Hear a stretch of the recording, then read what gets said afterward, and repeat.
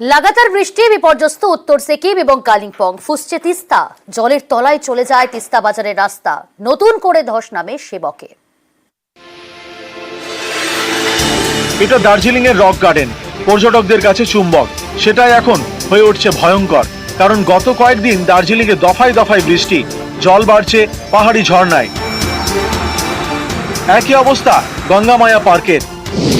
তাই এই দুই পার্ক আপাতত বন্ধ রাখার সিদ্ধান্ত নিয়েছে জিটিএ।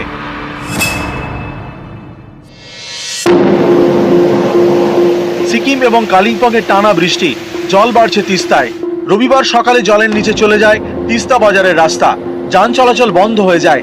বেলা বাড়তে জল আস্তে আস্তে নেমে যায়। ধীর গতিতে ফের গাড়ি চলাচল শুরু হয়।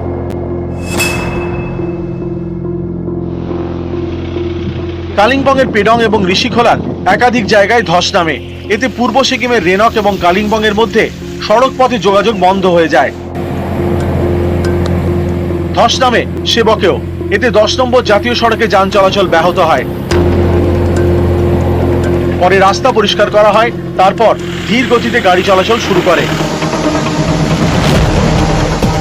উত্তর সিকিমের লিংডং এবং লোয়ার জঙ্গুর সংযোগকারী রাস্তাতেও নতুন করে ধস নামে, আটকে যায় গাড়ি।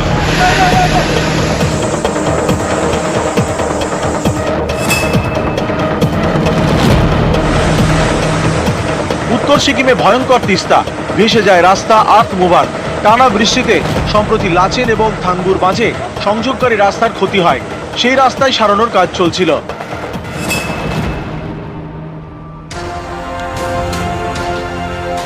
টানা বৃষ্টিতে ভাসছে জলপাইগুড়ি শহরের বিস্তীর্ণ এলাকা। অনেক বাড়িতেই ঢুকেছে জল। ঘর ছেড়ে কেউ আশ্রয় নেন ত্রাণ শিবিরে, কেউ আবার রাত কাটান রাস্তায়। আমাদের ঘরে জল ঢুকেছে, ঠিক আছে, পুরো একদম গলা অবধি জল।